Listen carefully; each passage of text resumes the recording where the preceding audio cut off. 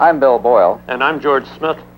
The image that you see on the TV screen of both of us is being produced by this small CCD camera, which is directly in front of us here. This camera was made originally for a picture phone type of application. This shows what a color camera is like when you make one using CCDs. You can look inside here and see these three shiny things down here. These are the CCD devices, and they get the three colors from a prism, which is up in this area here.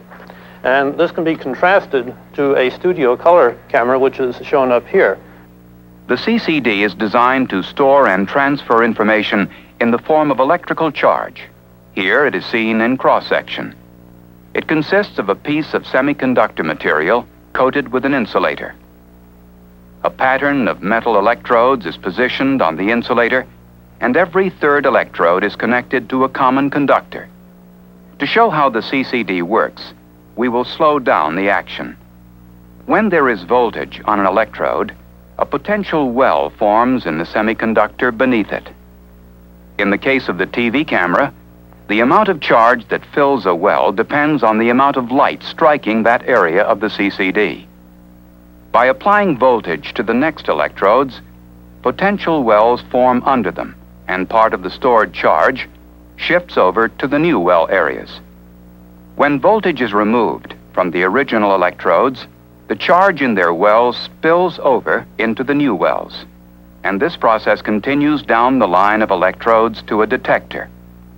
For other uses of CCDs, such as memory, signal processing, and logic, charge enters one end by electrical means in the form of a telephone signal or computer input, for example, and is transferred then along the CCD, as we have seen, and is detected at the opposite end.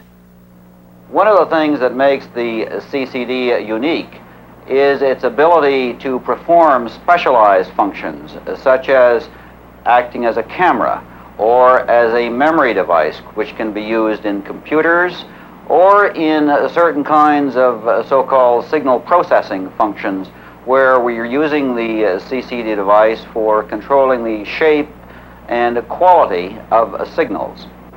We have an imaging device here, which is the sort of blackish square thing in the center, which has 250,000 elements on it. This is a standard commercial-sized TV camera, or the sensitive element for it. Of course, you need electronics to run it.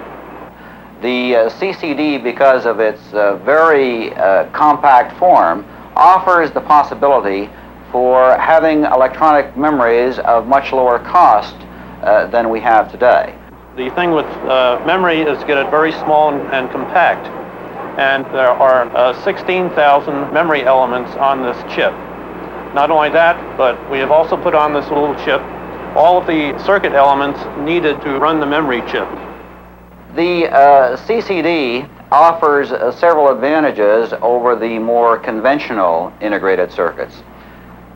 First, it is much more compact in size. It is possible to arrange to have a CCD device perform a certain function in about 1/4 the area of what would be required if we were using conventional integrated circuits. Another application is logic, which can be a very complicated function. What I have here is a photograph of our first logic chip, which shows a very simple function.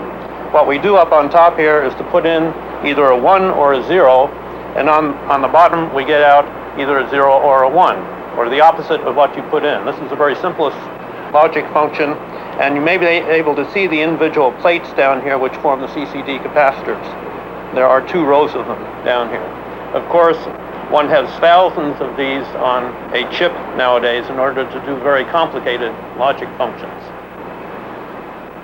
The last application, and perhaps one of the more exciting ones in my mind, is for analog signal processing.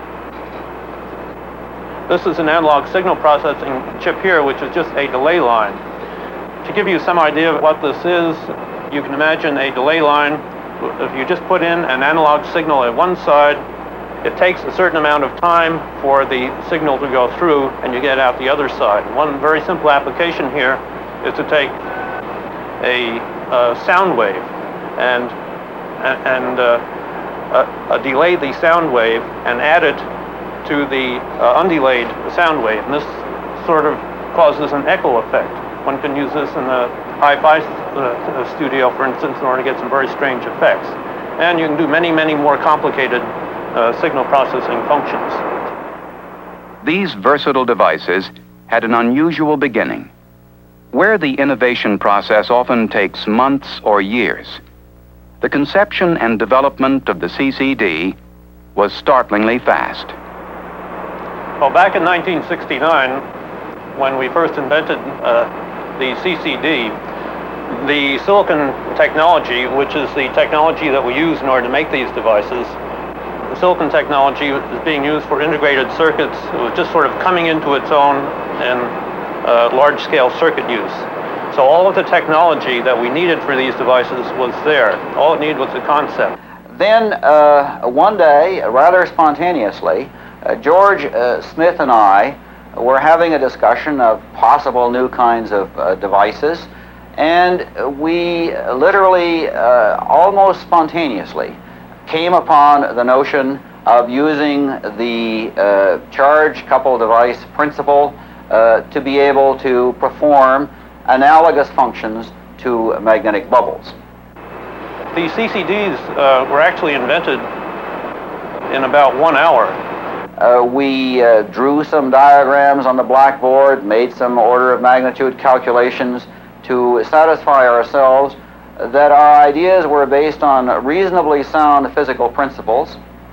Well, right after the initial concept, after this 1 hour of invention, more or less, went back and wrote things up in a notebook, as we are all trained to do immediately. Too many times good ideas get lost. And in fact, I have the original notebook right here, which is growing a little old right now, but the initial drawing that was made here, shown on this page, showing a cross-section of the device, is essentially still valid today. The basic device is still at the same simple way as it was described in this book. We decided to make a device. That took about 3 days to fabricate, and then we measured it and verified the concept of this device in less than a week. And felt very good about it. In this instance, to go from the conception of an idea to an actual operating device was unusual, and I can assure you, extremely exciting and satisfying. Well, the future of the CCDs right now are looking fairly optimistic. There are devices on the market. There are imaging and memory devices and analog signal processing devices on the market. So it is possible to imagine using the CCD for a range of new services, possibly for face-to-face communication, or for the transmission of graphics information, facsimile information, and so on. So there are literally hundreds, dozens of possibilities for the use of the CCD in communications in the future.